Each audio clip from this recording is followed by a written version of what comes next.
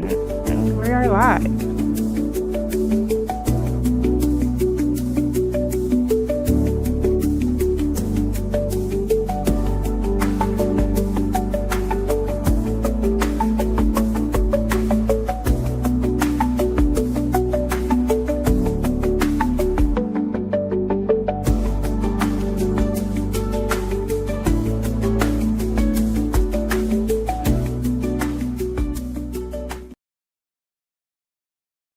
Welcome to BACKtalk, the premier podcast from Successful Black Parenting Magazine, featuring in-depth conversations and expert insights on crucial topics for Black families.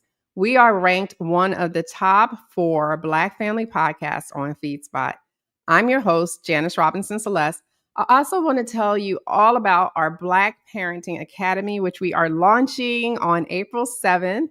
We have some of the most amazing speakers for master classes just for Black parents. So go to blackparentingacademy.com right now and get on the waiting list. Now, back to our show. We're discussing being the only Black child in a classroom or school and helping your child navigate those spaces.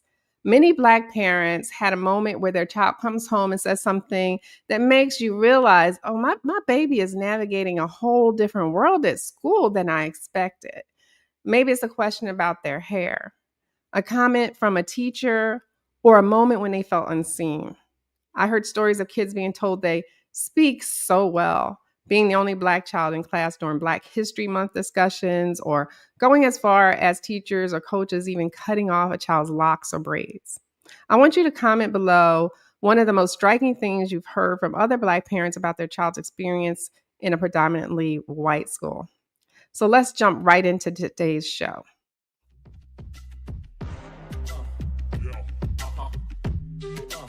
This is BACKtalk by Successful Black Parenting Magazine, the most listened to podcast for parents by parents.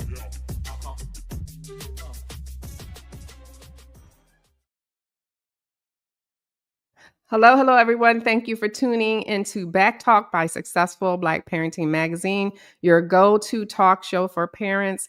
Now, I need a little favor from all of you listeners out there. Go ahead and spread the word about the show. The more you engage, the more you share, the more we all can thrive. We are live, and that means you can post questions under this video on YouTube and Facebook if you're watching us there, and we will answer your questions live on air, but do it early. It takes a while to get to us. Tell your friends, shout it out to your followers, because sharing is truly caring. And don't forget to use the hashtag BACKtalk when you post.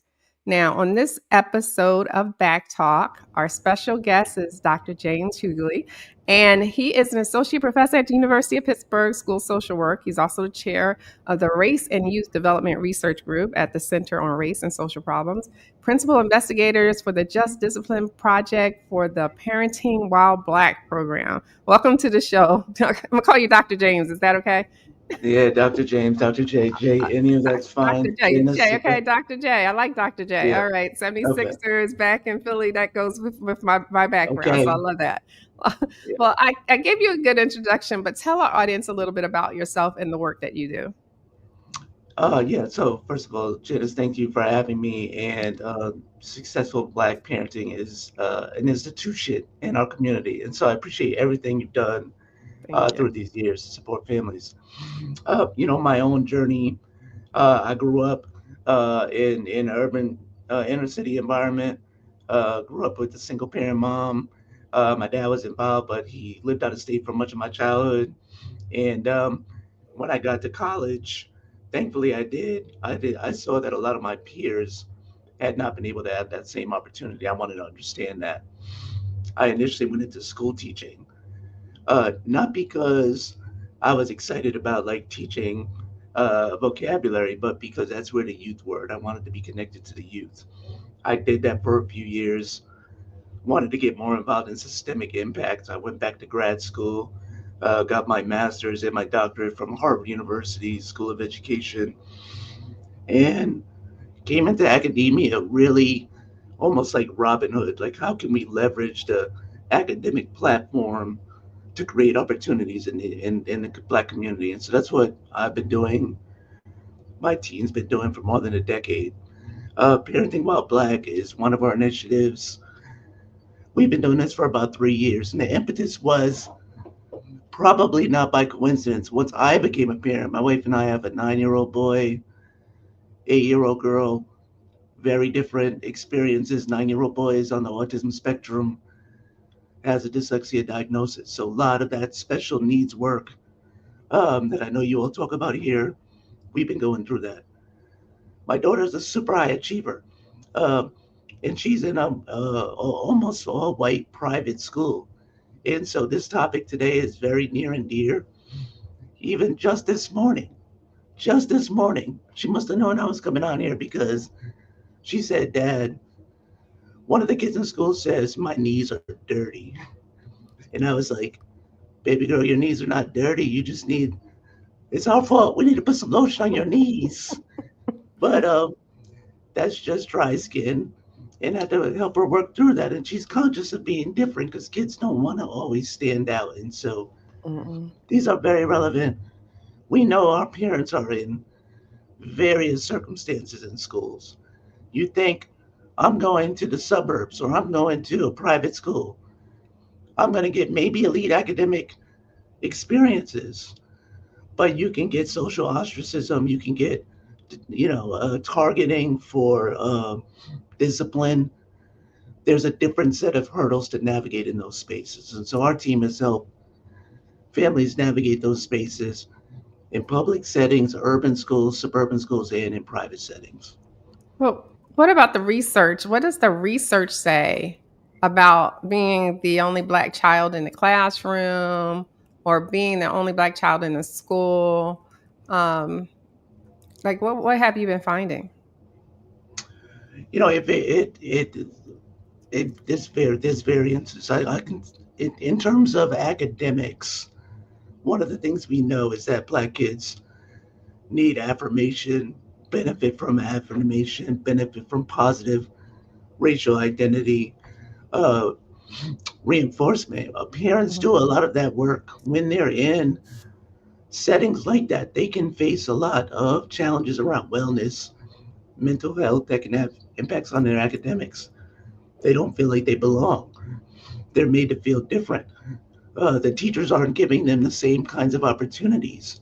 mhm, For example, we had one of the students we work with in a private Catholic school. Their debate teachers said, going into a competition, just so you know, these judges are biased against Black girls. And if they have to tell them that, then that's just already a travesty. That's the structural, institutional barrier that kids have to manage. And so it can have a significant impact on wellness, school engagement. When you're in those environments, you could see kids withdraw, not take full advantage of the opportunities that are before them, not be selected for higher level opportunities. So parents in that space have to be aware of that. Have to be aware that there are stereotypes, there are institutional forces that they have to be ready to push back against. right.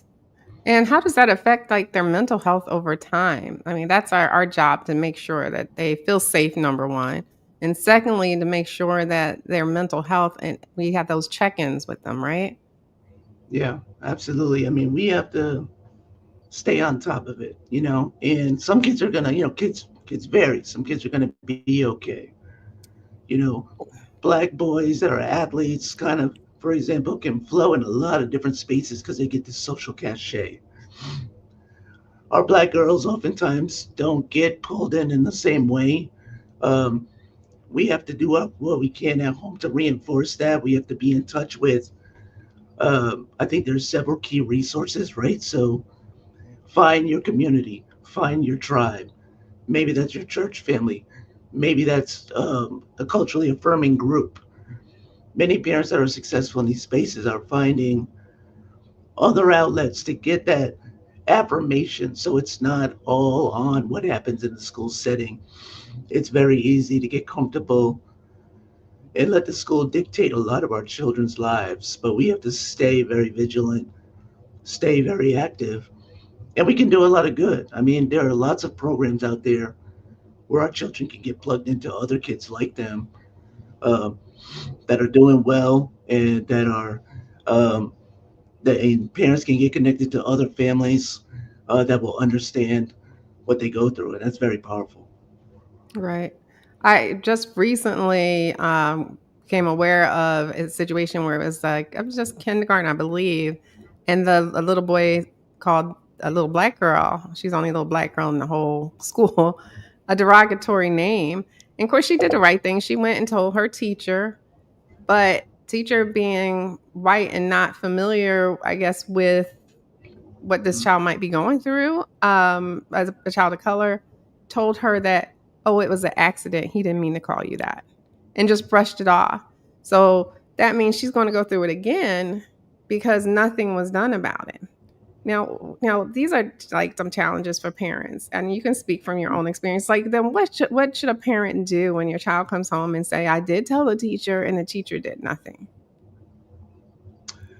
That's when we got to get up there to the school. That's when we got to get up there to the school, right? So I mean, when we talk about it with our families and people share in their experiences, and one of the things we tell them, look, we're all experts. We all have we build on research knowledge, but we build on our cultural intergenerational knowledge that our families have learned over generations, whether researchers have gotten to documenting that yet or not. Mhm. And one of the things we know is that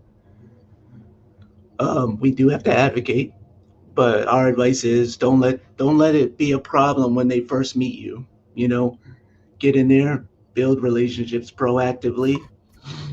Our parents talk about, I've got all these teachers on speed dial. Our kids have made some cute sayings like how annoying that is that their parents will text their teacher while they're in Right. class. Just necessary. Yeah, yeah, right. Because I mean, and especially for us, because we do purposefully or non purposefully end up in these situations that are biased. And the teacher absolutely should say something. There should be some kind of mediation. I get it that kids may not even understand what they're saying. That's a learning opportunity. That's a time to come together and understand what's happening. And other kids may need that same thing. So advocating on the front end, being proactive with it. So when something goes down, you have a little bit of a rapport to build on and engage in that situation. And then also, staying plugged in with other parents. Like these mostly white schools, private or suburban, they've got a network of black families many times. Can you get together so you do not feel alone?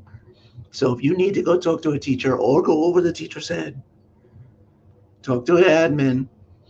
Hopefully they have a little more understanding and sensibility, and you don't necessarily have to do that alone. My wife and I have had to do that. We've had to do it with friends. We've had to do it with the lawyer at one point, to get services that our child needed. Mhm. There are educational advocates now. Mhm. We also tell families you're not going to win every battle. So have some self compassion. Know that things are not always going to, just turn around in a day or in a meeting, but you're giving your child the best chance to be successful. And you can be successful in these places, in these spaces. Most teachers and staff want to do the right thing. I'm not saying all, but most do. So if you can approach them and get connected, get plugged in, you'll have a fighting chance of making a difference. I agree. But how do these schools shape like a black child's identity when there's nothing really black there except for maybe Black History Month, and you're going to learn about the same people every year there probably. I mean, have you seen kids struggle with self-esteem, code switching, especially, or feeling like they don't belong? Yeah, that can happen all the time. That can happen all the time, especially if the school's not at all attentive to equity, diversity. Kids can get isolated. Um, Kids can feel like they're trying to fit in. You have a situation also where a lot of kids come from, like, let's say, underperforming public middle schools and then go to like an elite private high school, and there's like an academic jump that they're not necessarily ready for. Not because they're not capable, but they've probably just never experienced this kind of thing before. So now you have the social isolation and the academic questions that they might have about themselves coming together. And that these things need to be closely monitored.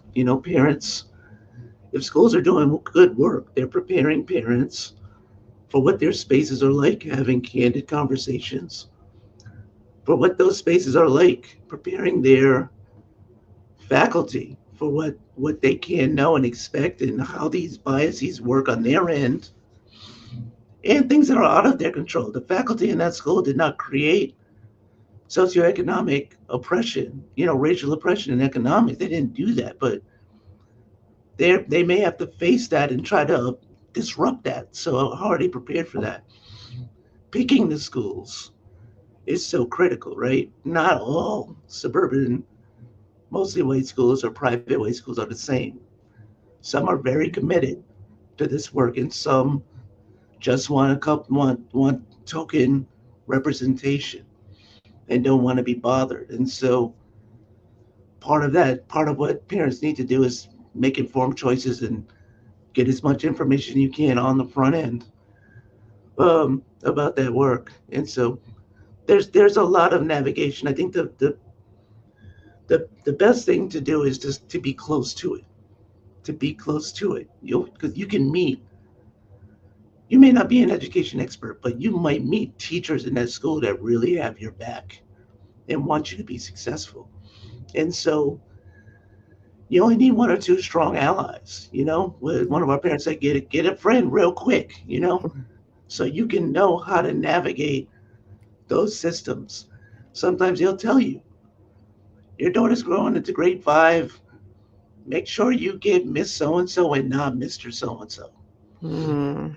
That's great advice. You won't get that unless you're building those relationships. So, um, yeah, just being close to navigate those systems is key.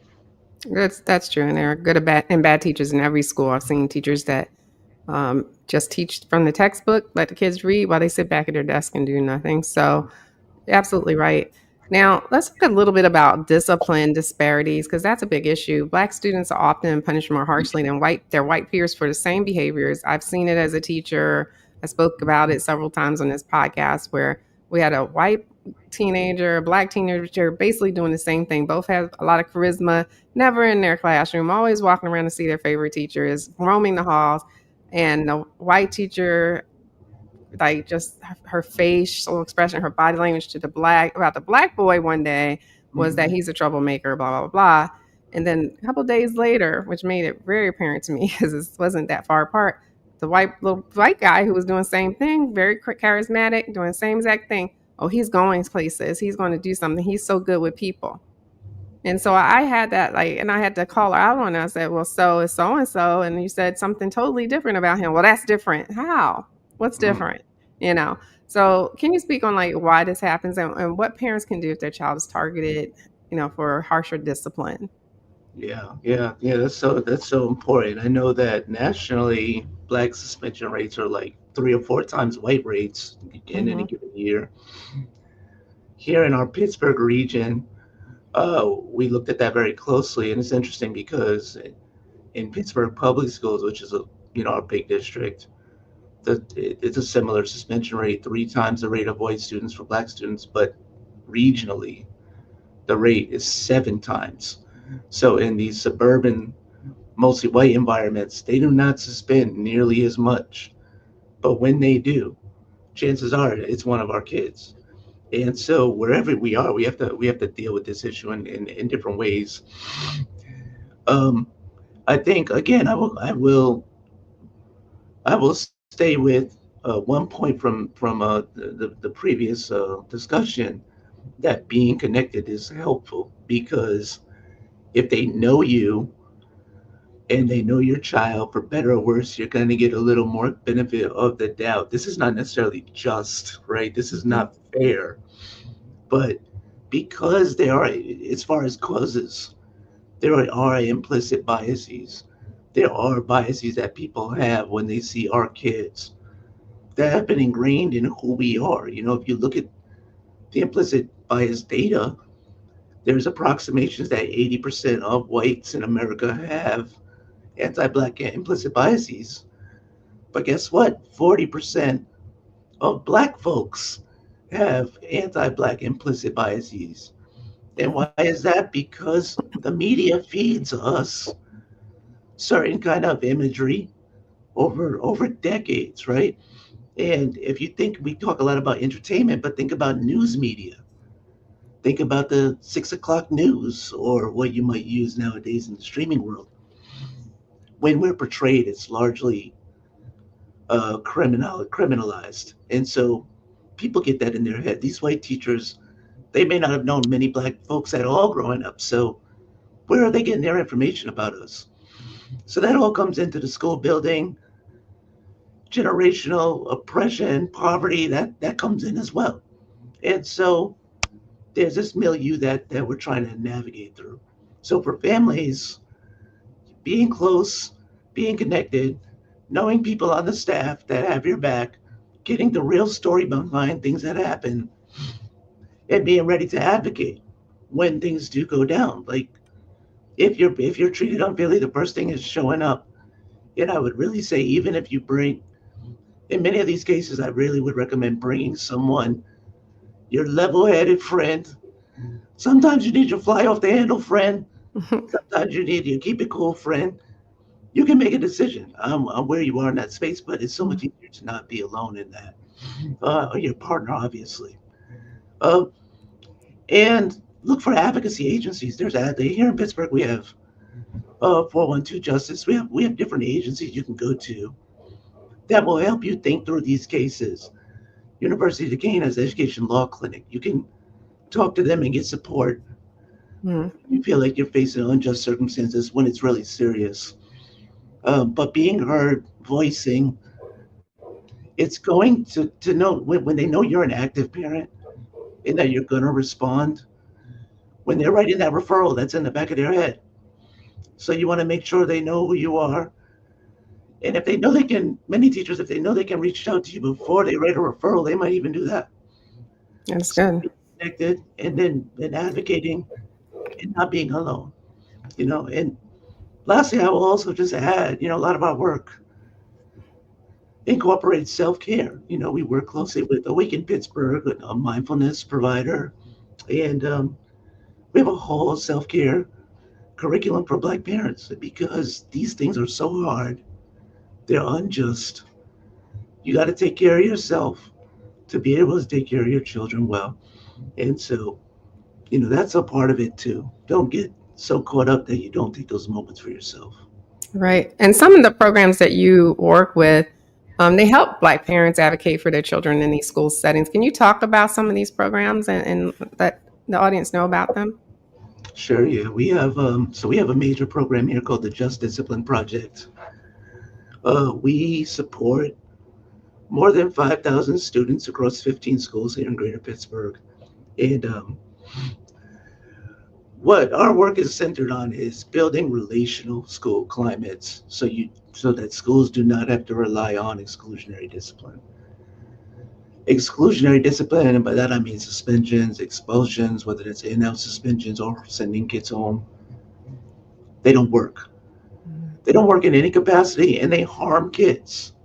Uh, Kids have more likelihood of getting engaged with the criminal justice system. They have lower academic outcomes, lower mental health outcomes, all as a function of these experiences. And schools think they're keeping the community safe by being tough on what they perceive to be problematic behaviors. But we also know from the research that's coming out, even the kids that are not suspended are harmed by these harsh climates and these harsh discipline tactics. So what do we do? When we go into schools, it's very rare that they say, hey, we love suspending kids. They mostly just don't feel like they have any recourse. Uh, so we have provided resources in the form of restorative practice and restorative practice experts, full-time staff in most of our buildings that are there focused on building relational and restorative school climates. They spend time working with teachers to develop those relationships. Because when we have that relationship, have that ability to take perspective, we understand where kids are coming from. You'd be surprised how little faculty might know about kids and their background and what they're going through at home and what's happening, and they can very often misinterpret trauma response as some kind of like malintended misbehavior. No, this kid is struggling. They're hurting. Can we find out what's going on? Because you're going to do more harm by reacting punitively. So we build relationships. And then when things break down, we sort of leverage that relational capital to mediate, intervene. What's happened here? Why did this happen? And when you get like when you're talking about like middle school, fourth grade, fifth grade, sixth grade, seventh grade, eighth grade, so much of it is he said, she said. So much of it can be sorted out before it escalates. And I joke with our team, like people say stop snitching, and like these kids snitch. I mean, not on who did something. It's something's about to happen. Basically, they give us opportunities to de-escalate situations because they trust us, Right. because we built that relationship with them. And so it's been very powerful. We have schools where we're seeing discipline reductions by 30%. Literally, we've had a couple of schools where it was over 90% of suspensions reduced. As a body, we have, a clinical trial happening right now, federally funded. We have two actually. And our treatment schools are outpacing the control schools in reducing discipline and improving academic outcomes and improving school climate. So we're excited about that work. Uh, and we feel like we've been able to do a lot of good. That's fantastic. That is fantastic. So now we've given parents information, some of the resources about how to navigate these spaces for their child and keep them safe. How do we help our children navigate these microaggressions and racisms and the feeling of being other without them losing their confidence or pride in who they are? Yeah, I think it's very important that we provide them with opportunities to connect with affirming communities. There's us. We're gonna like, at home. What we can do to say some things we can do. Love your kids. Whatever you're doing, build relationship into it. It's not just doing the book report on Fannie Lou Hamer. It's emotional connectedness, being in communities that affirm blackness and black love and black excellence. We need our kids to be in those communities. When we talk to kids about those kinds of experiences that are meaningful, one thing that comes up all the time: family reunions. They feel Oh, very okay. affirmed. Yeah, we didn't expect it. I mean, we take it for granted. We take it for granted. Mm. But those kind of spaces, oftentimes it's places of worship, but there are great youth programs. If I'm at school and I'm trying to navigate something that is tearing me down, at least I know I have this other space that I can go to that's going to build me up. We do all we can at home. Mhm. Uh, you know, Young kids, black books, music, um, cultural experiences, museums, all of those Mhm. things. And the important conversations, the talk about police engagement when kids get a little older, processing experiences they have. Like, hopefully, they will tell us, and listening non judgmentally and helping them process it, advocating where we can. All those things are going to help. Uh, but underlying is where are these relationships being built so that they have like a strong foundation. It's like attachment, right? It's like I'm secure here, so I can go out and explore here. I can take a loss over here, but I feel strong in this space right now. That's family. That's these communities. And the other thing we tell parents is, look, you're not going to bat 1,000. You're not going to always feel like what you did worked. You're going to often feel like they're blowing you off. Like they don't want to hear about Harriet Tubman or economic disadvantage right now. They wanna relax, and you pick your battles. But what we know about teenagers, they seem like they're tuning us out. But many times, if we're pouring in and building those relationships, it comes back around. They come back around, and They do. it stays latent for a while. but it's there. It's there. In fact, the research suggests that teenagers absorb racial socialization the most. So our little ones are beautiful. They'll go with whatever we tell them. They'll many times just go along with what we're doing. Our teenagers challenge and push, ignore, but it's getting in there. It's getting in there. So being persistent, striking a balance, but also doing everything through relationship and community. Yeah, that is a very, very good answer. I always tell parents, you build your child up before someone in the world breaks them down, because that's, it's going to Mhm. happen eventually. So build them up with history, African American experiences. I love the family reunion idea. I want to challenge our audience within the next 3 months, especially as the weather is getting nicer, to take your child, I don't care what age they are, just take them to your local African American museum. They could use your support, first of all. And if you call ahead of time, you can also find out what days. A lot of days they have maybe a Tuesday or Wednesday free. It's free. So maybe you have off that day. If you don't have off, then just go ahead and plan it, because that's something not only do they need our support with, but we need to expose our children to at all ages. And if it's a lot of reading, read it to them. Go and do that. Now, Dr. J, let me ask you, for parents who are considering private or suburban schools for, better opportunities, that they think are better opportunities, because, we have Mhm. some great schools right in the neighborhood sometimes that are awesome. Right down here in Austell, Georgia, we have Delta STEAM Academy. We just love them. Very pro-Black. And it's giving children all that history they need, with some amazing people, the teachers, and who they're related to, like famous people that we have pictures on our wall of. So, we have this in our head that we got to take them a lot of times out of our community to get a great education. That's not always so. But, how, for parents that may be considering private or suburban schools for those opportunities, what should they weigh before making that decision? Yeah, that's a great question. And we said there are pathways to achievement anywhere, as you're describing. In our neighborhood schools, they many of them may get a bad rap, but in almost all of them, there are pathways to be successful in that space and with rigor. And so it's navigating many times and looking for those pockets where there's just a pocket of really concentrated greatness. We have some here. I think of Neighborhood Academy in particular in Pittsburgh, if you're in our area. But the reality is, not everybody can go there, right? So Mhm. families are looking for other opportunities or sure things, if you will. There is that trade-off. You may encounter social isolation. You may encounter um, unfair treatment. The first thing to do is just make an informed decision. Do not think all these schools are the same. Do not think all these school districts are the same.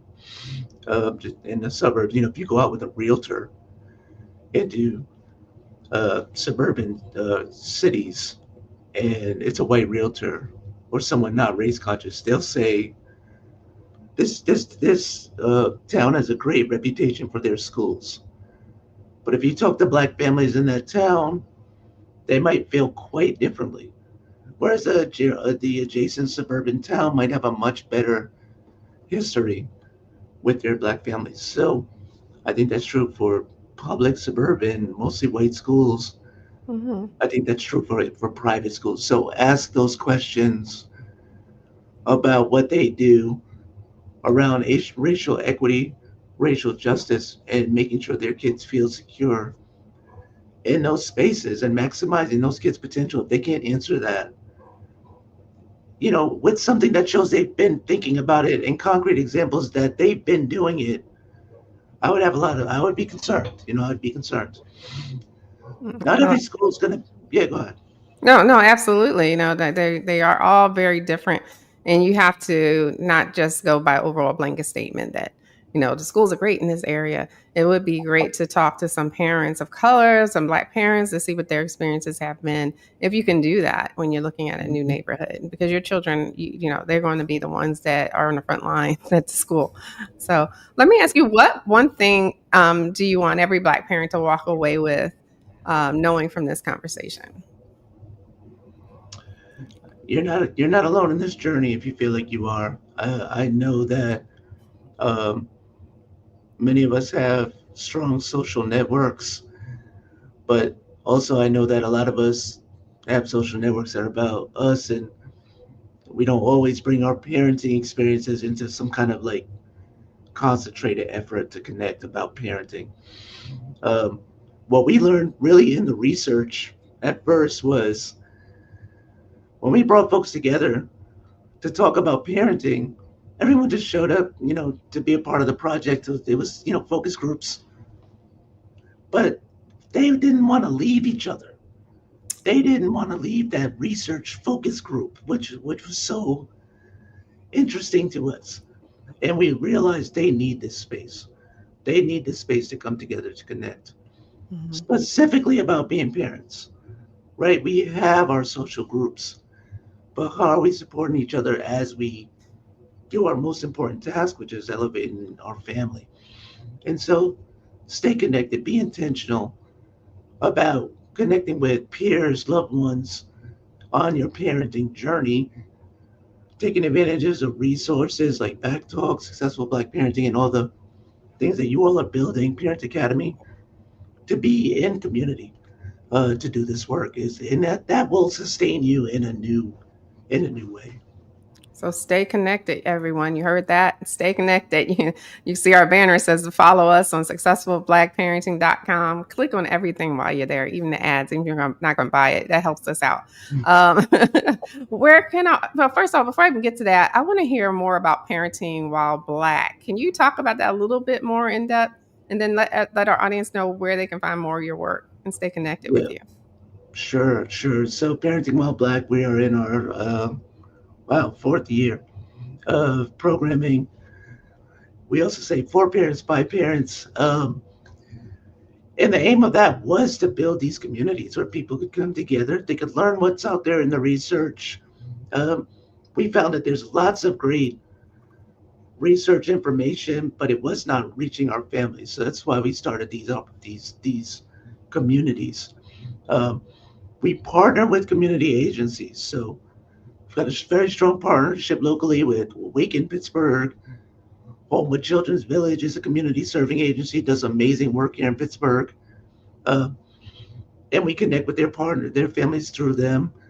We recruit community members to co-facilitate, so they get some facilitation training, and we're very relevant to their immediate locale because we're partnering with them to deliver and design this work. So we have an 8-week curriculum, a 12-week curriculum, 6-week curriculum. We talk about school engagement. We talk about positive racial identity development, how to cope with discrimination, and Black mental health. And depending on the program, we can focus on one or more of those topics. We bring groups of anywhere from 5 to 25 together, usually on a weekly basis, to walk through. We spend maybe 20 minutes talking about research, etc., but a lot of time in activities, a lot of time connecting with each other, and also just having fun. We try to make it a fun time to be together and be supported. We've had more than 200 parents now come to the program. It's been extremely well received. That's good. We see, yeah, parents are reporting increased usage of key racial socialization strategies and educational involvement strategies. So, um, yeah, we're really excited about what we've been able to do in our community. We also can deliver this online. We've done that many times. We just finished an online cohort last night with Macedonia Face, one of our community organizations. So if you have interest in our work, the easiest thing to do is go to parentheart.org. That's my organization that delivers the work, parentheart.org, and just send in an inquiry and we can connect. I can put my website and email in the comments as well so people can stay connected. That's fantastic. Well, I want to thank you, Dr. J, for joining us today. This has been a great conversation and very needed conversation. So thank you. Well, Janice, thanks And so much. Thanks for everything you're doing, and thanks for everyone for connecting. And don't hesitate to reach out. No problem. And a big shout out to all of you tuning in and engaging with us here at Back Talk by Successful Black Parenting Magazine, the syndicated podcast that's a must for Black parents everywhere. And be sure you follow us on social media. We need you. We need you. We need to go viral. So come, please join us. Click on everything, follows, likes, the ads. It all helps us. And don't forget, I want you to share Black Parenting Academy. I just put it below with a friend. It's your go-to place to get master classes by experts in Black parenting. So go to blackparentingacademy.com. So until next time, I wish you all the best, much success, take care, and thank you for listening, everyone. Thanks for tuning in to Back Talk by Successful Black Parenting Magazine. We'll see you soon.